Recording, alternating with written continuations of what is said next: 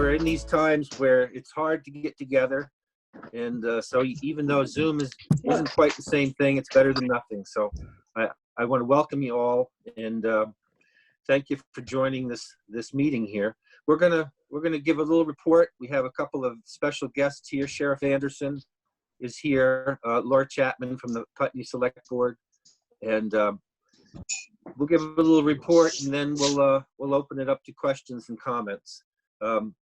It's hard to be inside today, though. We finally got a nice day. Good riddance to April. Feels like April went fast, even though we didn't get much spring weather. But today is one of those days that reminds us that spring does come at some point. Better late than never here. Also grateful to be in Vermont right now. I cannot imagine being in a city, especially with kids, little kids. And I want to also recognize here that there's a lot of people that we owe a great debt of gratitude for the work they're doing, the ongoing work. Sheriff Anderson is one of them. Our first responders have been on the job the whole time. And along with the medical personnel that are helping keeping us healthy, there's a lot of other people that have been keeping things going in a very basic way. We owe them a great debt of gratitude. And I think it's one of the reasons the Senate passed a bill that we're going to be looking at next week, which is going to provide some extra money for people who have been working the front lines. This is going to allow people who work in food stores, elder residences, schools. You know, our schools continue to put out meals, and the bus drivers have been taking them around. So there's a lot of people that have been hard at work while the rest of us have been in lockdown. In the House, we've been working this week on a couple of bills that are primarily COVID related. One of them has to do with towns and town government.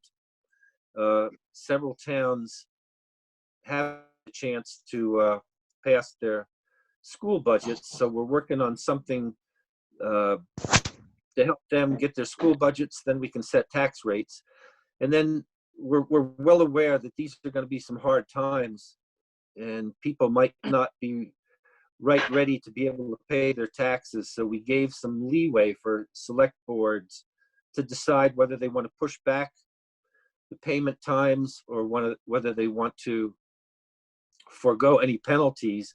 And at the state level, we're working on foregoing any penalties that if towns don't get their money in on time. And another thing that we're going to be working on is if towns have to borrow money, then the state's going to try and pick up the interest costs on that, which would be something that they would not have budgeted for.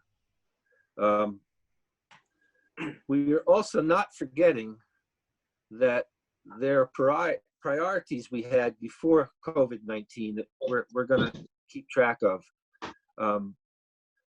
Whether it's the environment, whether these are justice issues, or keeping the economy going for everybody. We are going to do some work on that too. Next week, I think we're going to be looking at the finances of the state. We had an estimate last week that revenues may be off in the next year by up to 20%. Now, we have a rainy day fund, and we have one of the better financed rainy day funds in the country. But ours is, we've got about a 13% rainy day fund, which means we've put away about 13% of the total budget. That's going to help a little bit, but there's still a long way to go, and we're still trying to figure out what the federal money or how it can help. What we're finding out is there's a lot of strings attached to the federal money where it might not be as helpful as advertised. On the local front, hearing from a lot of people who have some questions, especially about groups of people. So at some point soon, it's one of the reasons I asked Sheriff Anderson to come and give us an update. And at this point in time, I'd like to pass it over to my district mate over in Dummerston, Nader Hashim. Hey, thanks, Mike. I wanted to echo what you mentioned earlier about the warm weather. The last several days of the downpouring has been really hampered. But yeah, no, today we have a whole bunch of outdoor activities planned, so I'm pretty pumped for that. I also wanted to mention that if folks have any questions that they want to ask, they can also type it into the chat. You're using a computer and or an iPad, and I'll make sure to monitor that and try to dig up the answer to your question. That way we can have a bit of a queue in the process. Um, one of the things that we passed just yesterday was the I'm sorry, no, Thursday was the rent moratorium. So right now, this made a pass through in judiciary. Right now, the Supreme Court did issue a judicial emergency, which includes preventing eviction processes. And one of the elements that we added was to prevent any evictions that are currently in process from going all the way through. So, and I think there was only about maybe 22 to 23 writs of possession, which is just another word for eviction.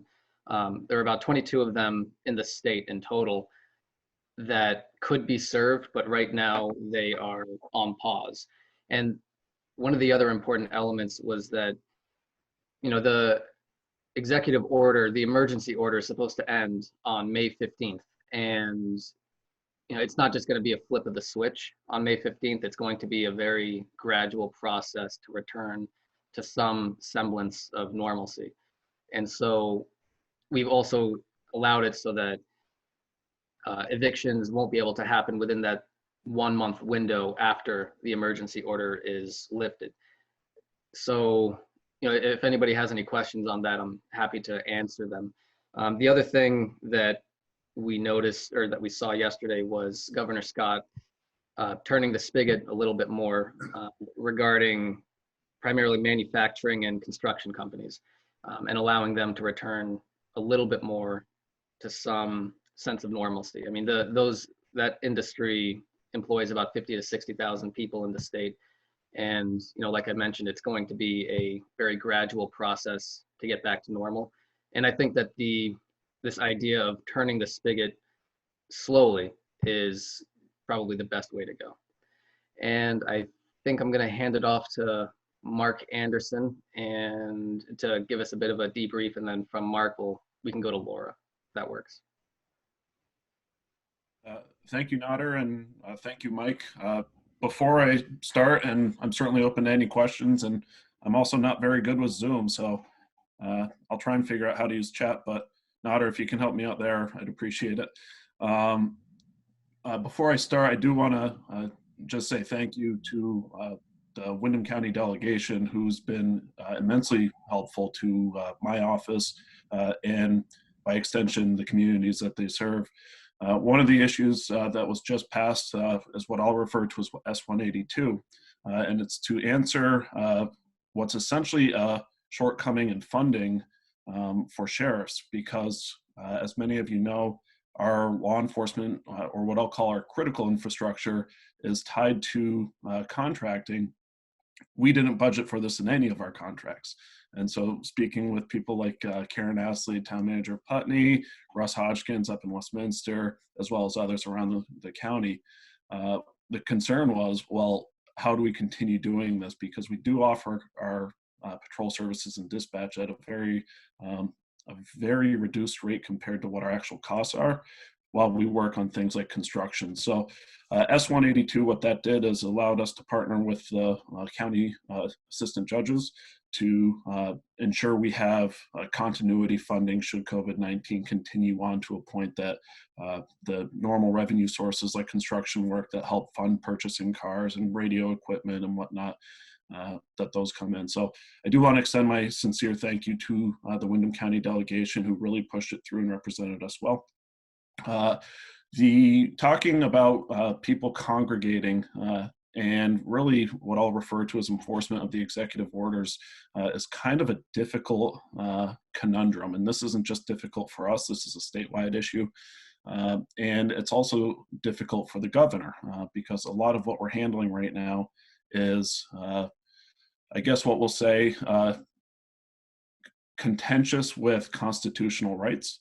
While I don't mean to insinuate that the governor's orders are not constitutional, there's actually many legal decisions supporting those.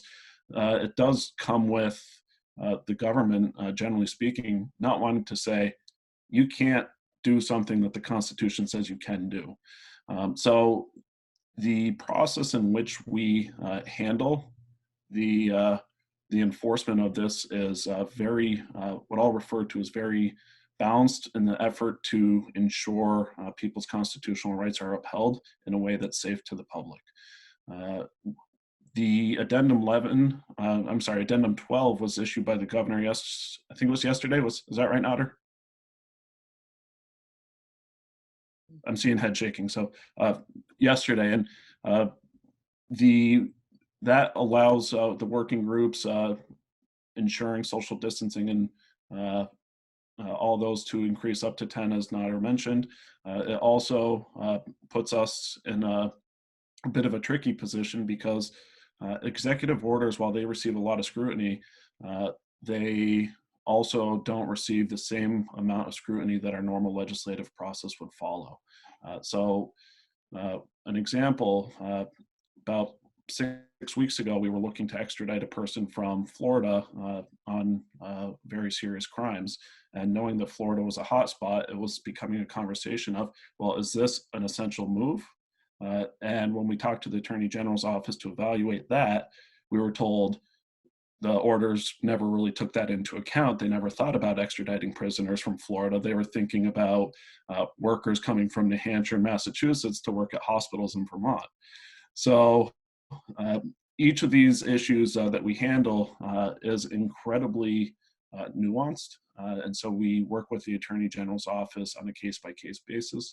The hard thing for us is that we'll receive calls saying, we're seeing people not following social distancing guidelines, or stores operating outside of the context that they're supposed to operate. People aren't wearing masks, things like that.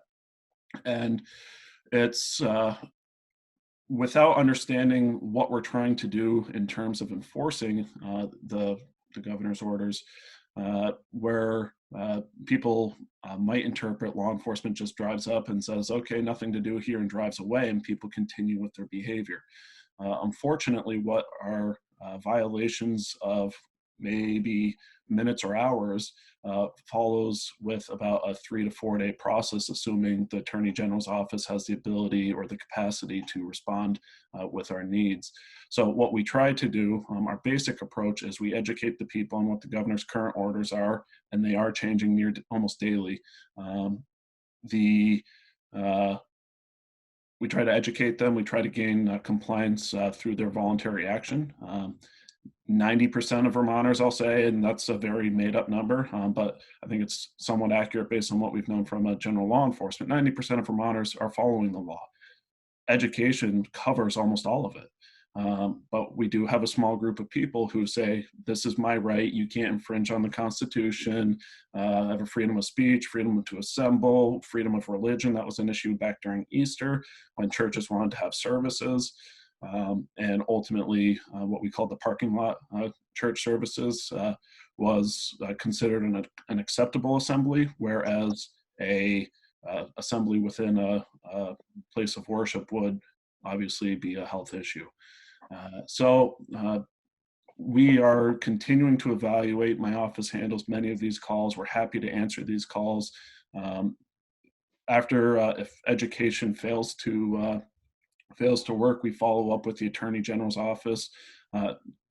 We have not had any of the governor's emergency powers delegated to the sheriff's office, which basically means we have to work through the Attorney General's office to enforce any of those things. So they've been a great partner as well, but they do not have the resources to handle the volume that they're receiving from the entire state. Much like our state's attorney here in Windham County couldn't possibly handle the caseload of the entire state, the Attorney General's office has been put in a tough place as well. So, Mark, yes.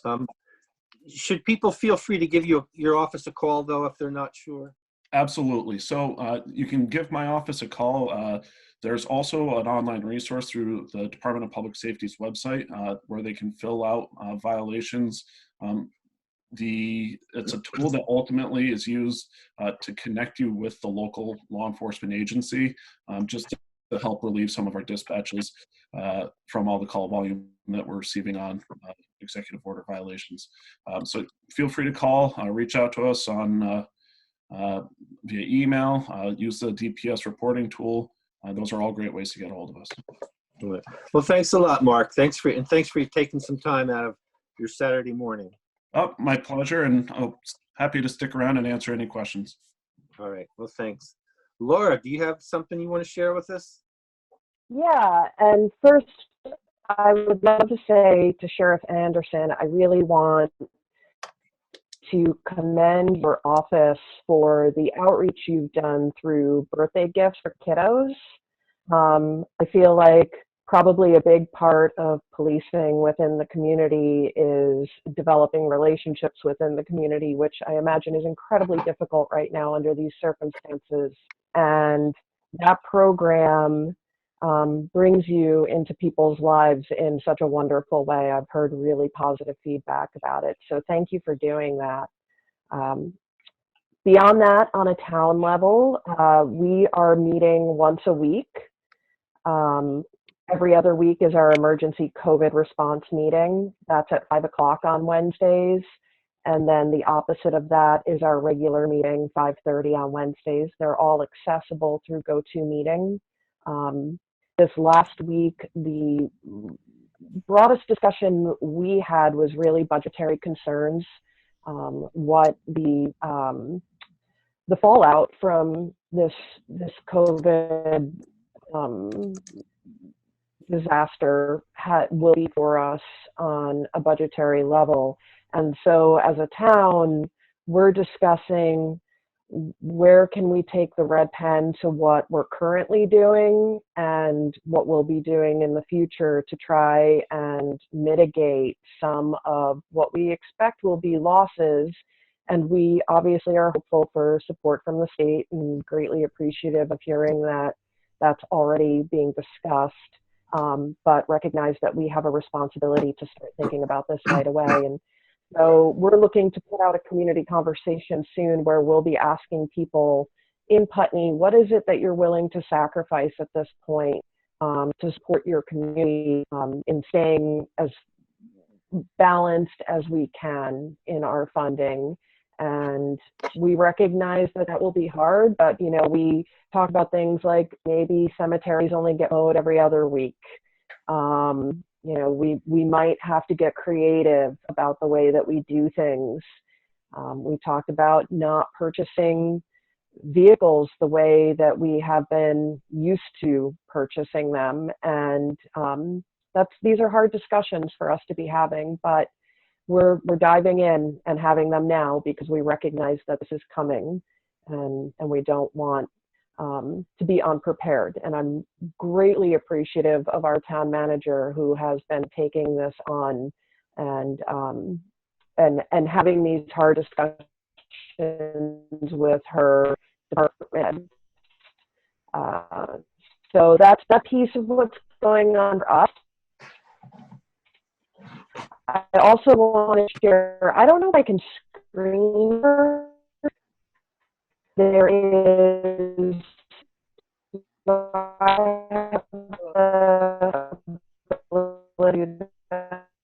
that from here, maybe? We're losing it. So there's authorization to screen share, but oh, can you hear me? Did you lose me?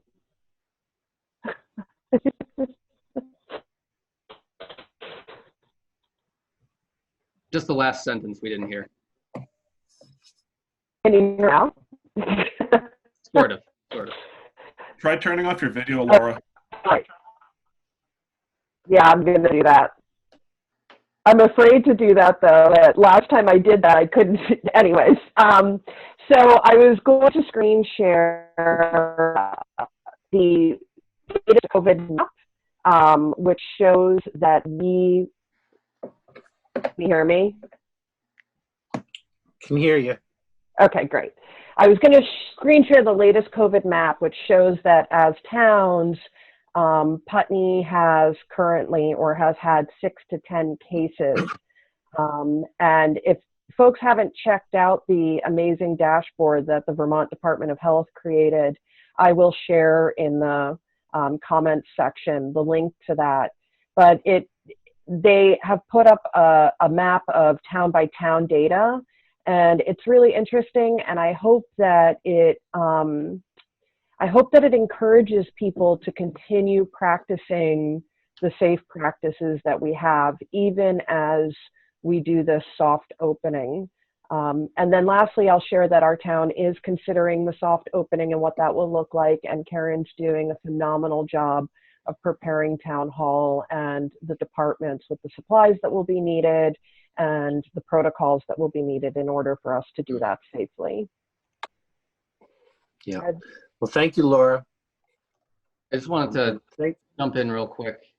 There was one point that I forgot to bring up. I wanted to let folks know that the Department of Labor, as you all probably know, is woefully understaffed right now, and we were able to create an opportunity for legislators to volunteer and interface with the Department of Labor computer system and actually handle the most simple cases.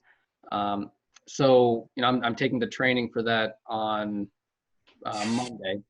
And so if anyone has any questions pertaining to unemployment insurance, or if you know anybody who does, have them reach out to me or Mike, and we'll actually be able to do that process for them, depending on how complicated it is. So just wanted to make sure that's out there. You can either email or give us a phone call.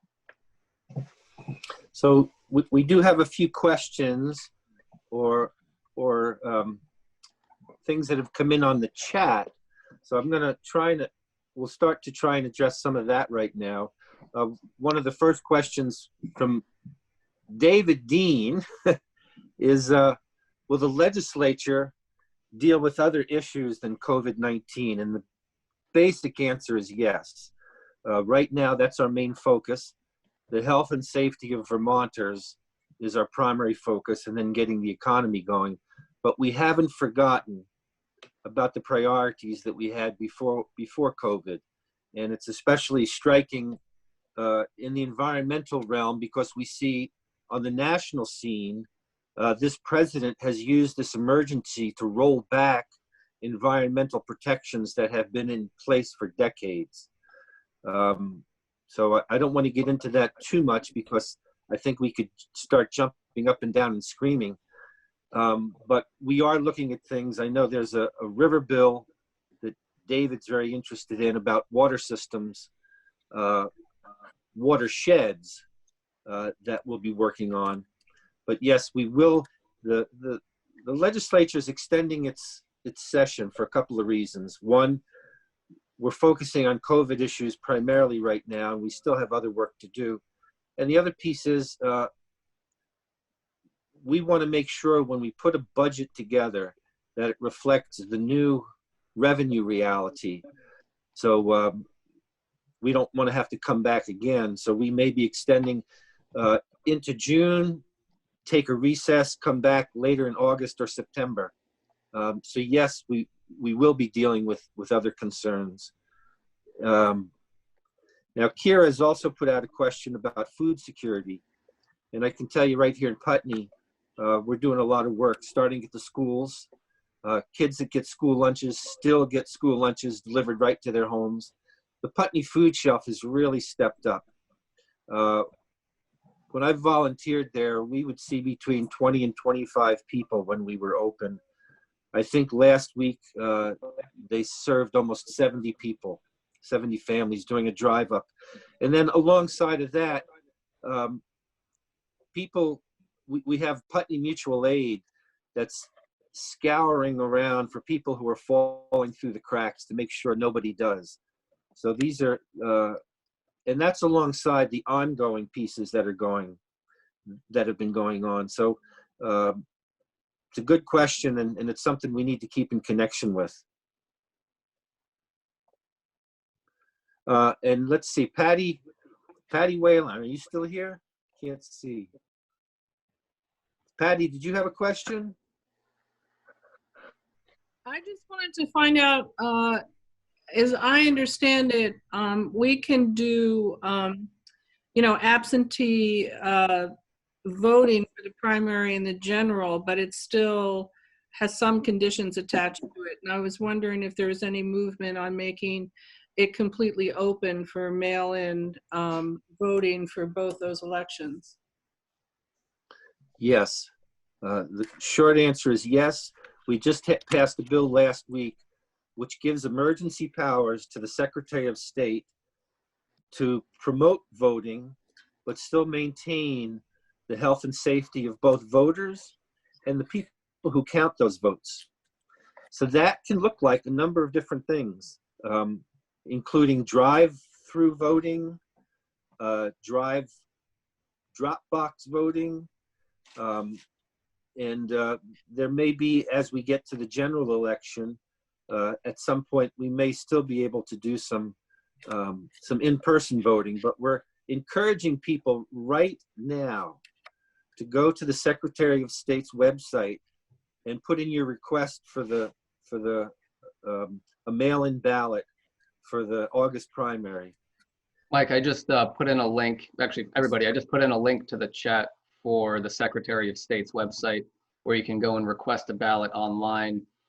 It also has, it's a pretty simple to read FAQ. If you have any other questions, the answers will likely be floating around in there.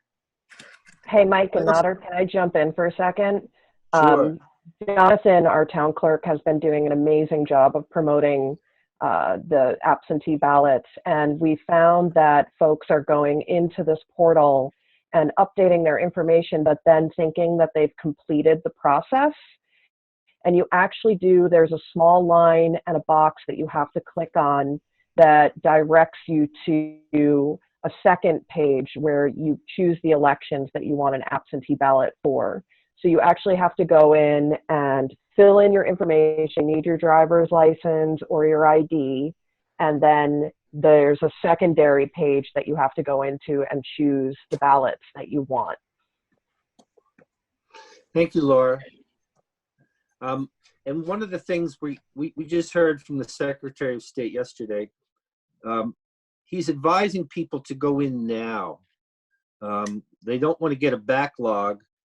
And even though primary voting usually is quite a bit less than in a general election, we want to promote a good turnout. So what the Secretary of State is advising is sign up as soon as you can. That also gives them a better idea of how many mail-in ballots they have to print, because this is going to be costly. There is some federal money to help cover this, but it's going to be more costly than a regular election is. Mike, I guess I'm behind the times on this. It used to be that you just requested the ballot from your town clerk, but now you have to go through the Secretary of State? That's right. There's a portal on the Secretary of State's website to request a ballot. Thanks. And you can also you can still request it from your town clerk. Yeah. I missed that. You can still request it from your town clerk. If you don't have the ability to go through that portal, you can still call your town clerk and request it. Not everybody has internet or internet access, so those people can still call their town clerks to do that, though. But the most direct way is if you can go online and directly request that, then that'll expedite it. Thanks. Let's see. We have any other questions? Looks like Jody has her hand up. Jody. Hi, Mike and Nader. Thank you. If you order an absentee ballot, you don't have to use it, do you, if they change in the meantime? No, you don't. Thank you. Yeah. And, there's been some questions about voter fraud. And these are coming from a far end of the political spectrum, because voter fraud is very rare.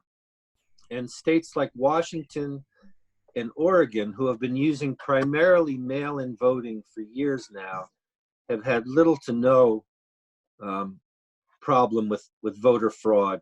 Now, there are some people who are trying to start a fire under this and say that it's a bigger problem than it is. I think our Secretary of State has made it very clear he's dedicated to making sure our elections are fair and legal, and I think he's done a great job. So I don't think we have to worry about voter fraud when it comes to using more mail-in ballots. But Tony Elliott, did you have a question? Just a quick one. Do grocery store owners or operators have the right to insist that people that come into the store wear masks? One of the stores we went into, there were people that weren't wearing masks, and they said, well, we can't enforce that. Business can set up its own guidelines in that regard. I mean, if it's a private business, they can, I think it's the same way that some businesses will say, if you don't come in wearing a shirt or any shoes, we're not serving you. So I think that the same guidelines should be able to apply to private businesses regarding. Can I speak to that? Sure, absolutely. In Addendum 12, one of the things that was actually ordered is that, and I can read it for you, customer and general public mask use. Customers in the general public, I'm just going to paste this in chat. I figured that out. So long story short, yes, businesses can require it. Government can require it, but it is the choice of the store. The governor did not order mask wearing. Although now employees who have contact with the public do need to wear protection or have the shield, the shield Screen. between them and the public. Correct. As well as on mass transportation, they're required, all passengers in mass transportation are required to wear a mask. I hear a little one.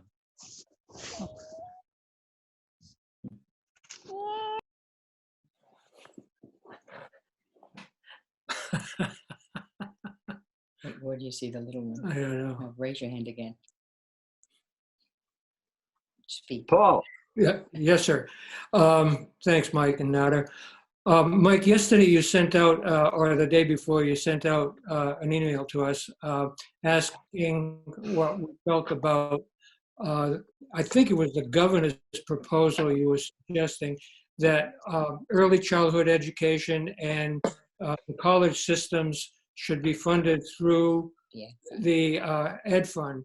And I don't have any problems with early education. I think that falls within the guidelines, but I certainly have a strong opinion about funding the college system through the Ed Fund. That's all going to fall back down on our local property taxes. And I was wondering how you and Nader felt about it. Yeah. Nader, you want to go first? Sorry, I had to step away for a quick second because All right, Owen was doing I'll start something. it off then. I missed a part of your question. But as I understand it, you were asking about the Ed Fund and state colleges taking money from that Ed Fund and how it can affect property taxes, right? Right. Well, Right. I know how it'll affect property taxes, but I want to know how you feel as a legislature in terms of carrying out what the governor's proposal. I'd never heard that before and I appreciate you letting us know, Mike. Yep. Well, as soon as this problem with the Vermont state colleges came up, the governor put forward a reminder about the plan he has had to put all of that funding to come out of the Ed Fund. Mm-hmm. It's something we have rejected before, and I reject it now. I believe we need to fund education. These are great investments, but the Ed Fund is for right now pre-K through 12th grade. And I don't think it's time to start raiding that fund. I believe we need to take a long, slow look at what's happening for the Vermont State College system. But that's a separate conversation from the rest of our education system. And I don't believe we do it Vermonters good by saying, let's try and do more with less money. I know we're going to have to tighten our belts, and we may have to do some restructuring with the state college system. But I don't want to bring those two together right now. One of the other things I wanted to add was that, as we all know, there's a lot of uncertainty right now, and also with the shortfalls that we might be seeing, we don't have a full picture yet of how funding will work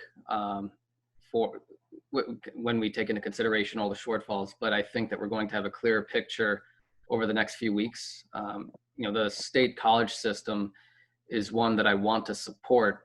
I also obviously don't want to raise taxes on people, but you know, these colleges are essential for a lot of the communities that they're in, and especially for keeping young Vermonters in the state, as well as employing people in those towns. And so whatever restructuring we have to do, or whatever changes we have to make, I want to explore all the options for the state colleges. Great. Thank you.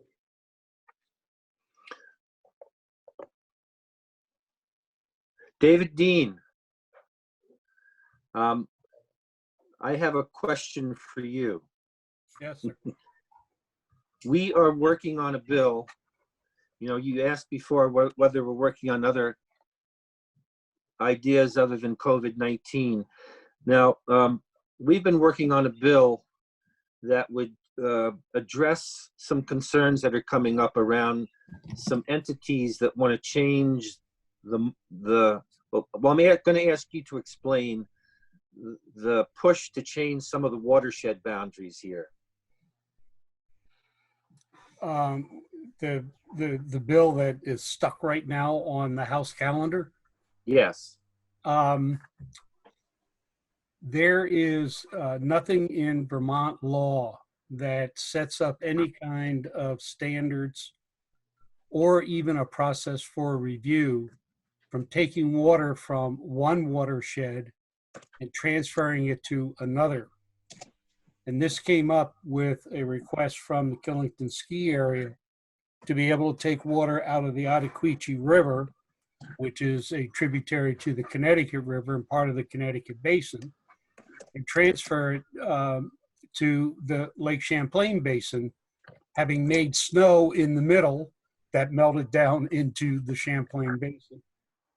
And while we were going through that permitting process, and by we, I mean the local Trout Unlimited chapter, while we were going through the local permitting process, it was clear there was no law and no even guidance for the agency. So we sort of finessed it on that one and introduced this bill to set up a study committee comprised of water users and legislators, administrators, et cetera, and to help the legislature by crafting where this group felt the law ought to go. Support of this effort, we have the Vermont Law School working with us, and we are about to receive a white paper from them with a review of the law as it exists around the country and around our New England region. And that we will share with the legislature also. Yeah. Anyhow, it's just a gap in the law that we feel ought to be addressed. You've got issues of transfer of toxins from a water basin to an unpolluted water basin, invasive species, adequate flows in the basin where you're withdrawing the water. And right now, we have absolutely no way of reviewing that. That's more than everybody wanted to know, but that's where we are. Well, thank you, David. You know, one of the reasons I think this is important goes back to some other work you did where Vermont was one of the first states to declare both our groundwater and our surface water a public trust. In other states and above the border in Canada now, there are companies like Nestle's coming in, taking water out and then shipping it all over the world. We don't want that to happen to Vermont. We know our water is a great resource, and David led the charge on this, and he's been helping us to influence these other ideas around maintaining our water supplies. So thank you for all that work, David. I hear Who's the young voter? I keep hearing this young voter. Yeah. Well, we want to start them young. Are there any other questions? Jody, you have a question? No, I don't have a question, Mike, but getting back to education and thinking of that young voter who is talking to us right now, our children are our future, as Mike has always said. And the legislature has raided the Ed Fund for so many things over the years that it's really been awful. So I am really hoping, and I like the colleges. What Nader said was great. The communities do rely on them. I would keep our young people here, but we have to start thinking of another way of funding things, particularly education. We've got to get the money in there, because without the education, and from pre-K on up, our community, our society is going to be nothing. And the legislature has put so many items, non-funded, unfunded items for the schools, that education has gotten very expensive. But it's expensive because of all the social issues and the unfunded mandates. Somebody has got to get in there and look at the whole big picture and try to figure out exactly where we're going and how to get there, because we cannot underfund education. Thank you. And it's a point I make that you know, we have a tax structure in this country right now that hurts us right at the bottom level here the most. We have a federal tax structure now. We have a cohort of corporations and millionaires who pay little to no tax, and that carries right down to the bottom level. We have people who don't pay taxes. You know, look at Amazon, a corporation, multi-billion-dollar corporation. Jeff Bezos, the richest man in the world. That influences us. Just imagine if some of that money went to fund special education the way the federal government's supposed to fund special education. Imagine if that went to infrastructure, roads and bridges. That would affect our local tax rates. So there's a systemic change that I hope can happen from this, where we look at the big picture and we create something that works for everybody, not just the elite. One of the things that this, Eva, I see your hand, we'll get right to you real quick. Okay. But, you know, one of the things that we're seeing from this coronavirus is it's really laying bare a lot of the financial inequity in this country, not just in Vermont, but across the entire country. So, you know, as painful as the last few months have been, and the next probably year will be, I hope that with what everybody is seeing, that some substantial changes will be made to the way things operate in this country, not just Vermont, but the entire country. Eva, did you have a... I just want two things, but one, Nader, you're right on. And we're celebrating the essential workers. And one of the essential workers said to me, I'm no hero, I have to go to work. Right. We got to remember that. But anyway, back to broadband internet. What I hear is that will this situation bring to the attention the absolute necessity to do better with being able to access the internet? I know those, what was it, 10,000 hotspots set up, but that's a temporary kind of thing. We need internet service. Young people who've come up here come back home, let's say, and some of them have, then they say, well, you know, that part of the reason we don't live here, damn it, is because we can't use the internet. We can't access it because we live out in the pucker brush. What can we do about that, gentlemen? Well, Karen, can you give us, one of the things we did last year was we created a system that's going to hopefully create local public utilities for internet. Mm-hmm. Now they're up in the middle of the state, out of Multiple Norwich. states. The first one of these has started, called EC Fiber. They now serve 20 towns to the last mile. The private companies are not going to do that. So we've started a process in Windham County, and I asked Karen, because she's the Putney representative, and if you could give us an update, Karen, on what the hope for is.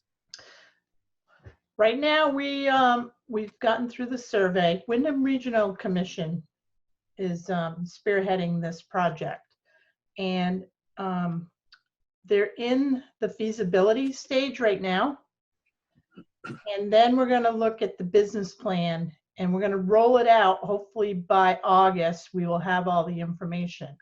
Now, because people cannot meet, we can't technically do a public hearing. Now, Deerfield Valley has created a communication union district. There's 7 municipalities that have joined. At this point, select boards can elect to join any created district.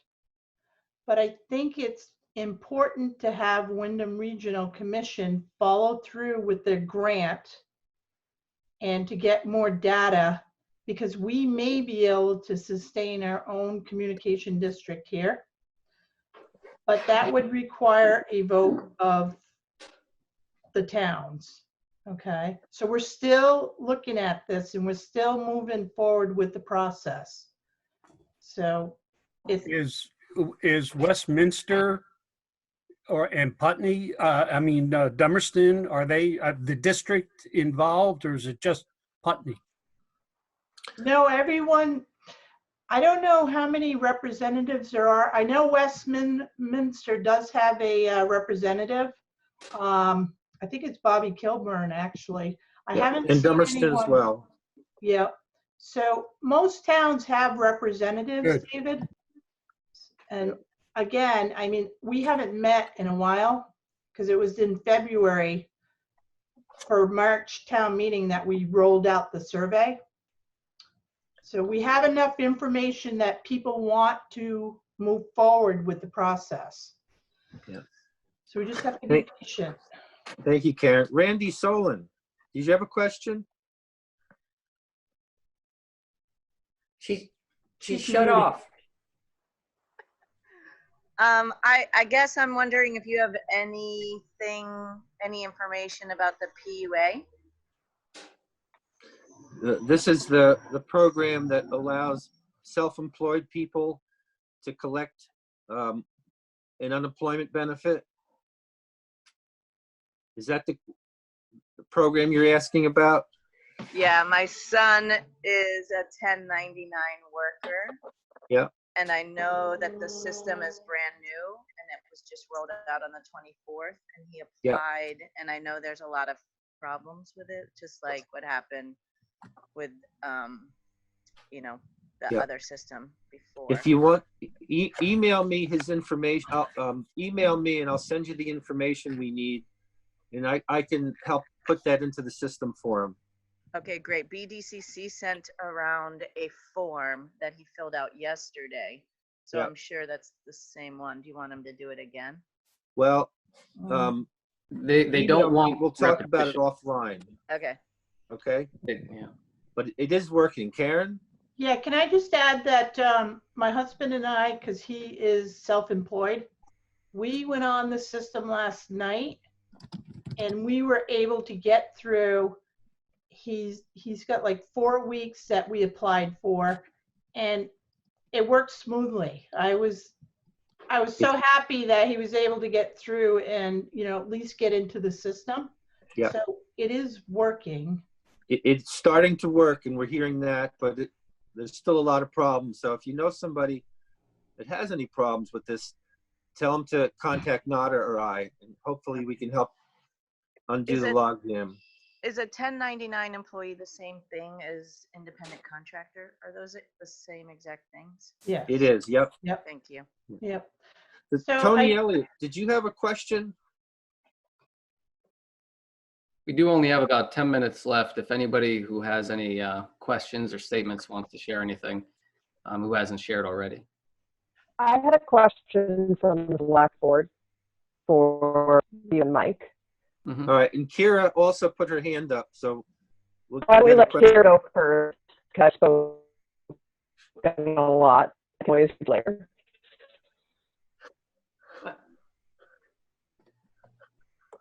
Who? Kira. Okay.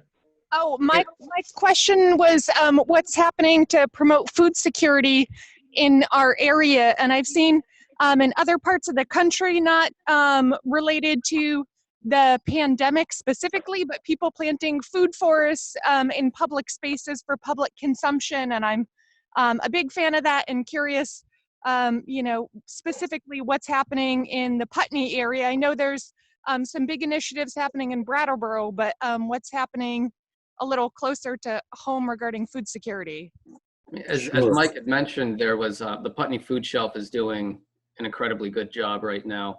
Also, throughout the state, the National Guard is distributing MREs. We also have a group, the Putney Mutual Aid Group, that is putting together lists of people who are maybe unable to leave their house because they're immunocompromised, or folks who need assistance with groceries. And if you want to be put in touch with that group, let me or Mike know, and we can get working on that. Mike, did you have anything to add? Well, there's a community garden across from the co-op, but there's also the original community garden in Putney started behind the central school, and I think that there's still a garden there, and I'm not sure if it's organized, but that would be another option if people needed more space for community garden space. There is still a garden behind the school, and I believe Steve Head organizes that. I could be mistaken on that, but last I knew it was him. And I want to add that Karen put together a pretty amazing resource guide that is on the Putney Town website, as well as the Wyndham Regional Commission has a resource guide. And it sounds like Kira's also thinking long-term sustainability, and the select board has touched on the discussion a little bit of what community garden in a more open sense would look like, and I think we'll continue those conversations. Yeah. There used to be town farms, and that's something that we've talked about a little bit, just in banter mostly, but it is something that is on our minds. Yeah. Well, Putney Community Cares, if you all read the newsletter, they've included anybody over 60 that qualifies based on income can get automatic Meals on Wheels. And I've helped sign up a couple of people. And we need to mention that to older people who say, well, I don't want to take anything away from somebody else. So there's a lot of people that really need to be encouraged to get help. You know, on the bigger scale, we've been doing a lot to encourage local agriculture in the working landscape here. We understand that Vermont has a history of growing most of the food that it needs. This part of New England used to be the breadbasket of New England, and we can do that again. On a bigger scale, though, one of the challenges is storage, long-term storage. And if you look at what Paul Harlow's doing in Westminster, he has some incredible storage space that's solar powered now. And if we could create more food hubs like this, or similar to what Food Connects is doing in Brattleboro, Vermont could feed itself if we had to. So these are things that are in the works to keep the working landscape going and to promote more local agriculture. And I saw Tony raise your hand on that one. Just wanted to mention that Mike Collins has reopened his CSA in Westminster and offering pickup at the farm, and he's also going to the farmers market, but that's a new resource. And that I totally encourage people to if you don't have your own garden space, to join a CSA. It's how we can support local agriculture from the start of the season, and it works. It's one of those things that really works, and you don't have to go far to find one. And if you don't know of anybody, please give us a call or email. We can get you connected with somebody. We've got about 5 minutes left. Laura Chapman had a question from the select board. She didn't get to ask it yet. Okay. Thank you. So the select board was discussing the concern we have for our local businesses and the support that they're receiving or not receiving, and realize that there are loans available to them, and recognize that those loans aren't one size fits all. And other communities have started funds to support their local businesses through this time. We're curious if the state has any thoughts about that or approaches to that at this point, for small businesses and farms, which for agricultural businesses. Yeah. So I haven't heard, go ahead, Mike. Go ahead, Nader. I haven't heard of anything specifically focused on the state as it relates to community funds for businesses. I think that's something that would more so be, like when you're looking at groups like Putney Mutual Aid coming together to organize, I think you'd see that more on the grassroots level. Yeah, that would be my take on that. Yeah, and what I would suggest, Laura, the state has been working, and we've been working in conjunction with each region in the state has a regional agency, and Brattleboro Development Credit Corporation is that one. Yep. Every week or twice a week now, they've been having online forums for connecting people with the resources they need and what's been happening. And then especially, they've done a good job coordinating these economic incentives with our Washington delegation. So I can get you the links to BDCC, but they have at least twice a week now. I think they've been having these open forums, these Zoom meetings. Yeah. I'm on the invite list for that. Unfortunately, it doesn't fall during a time where I'm available, but I will. It's probably great information to forward to our local businesses. Yeah, there are staff members there too who could speak directly, and we can talk offline about that, and with Karen about getting somebody to do a meeting primarily for Putney people. That'd if you great. get the NOFA newsletter, Mike and Laura and Nader, I don't know if you get it, but the last newsletter talks about programs for assisting farmers, funds, loans, and so on. And NOFA forever has had CSAs where, for me, I pay a fourth, the farmer pays a fourth, and NOFA pays a half of the, wait a minute, it's the other way around. I pay a half, and they each pay a fourth. And it's a lot of programs people don't know about. I don't even know if, Laura, if you know about the NOFA and the kind of programs that they offer for people. I'm aware of NOFA, but I was not aware of that program. Yeah. And that's excellent. And Randy was just sharing about BDCC's meeting. Did you say it's on Friday, Randy? Yeah. Every Friday at 2:15. Okay, yep. But if we need to set one up just for Putney, we could. I'd be glad to help set that up and talk with Adam and Laura Sibilia at BDCC. That'd be great. So we have reached our limit.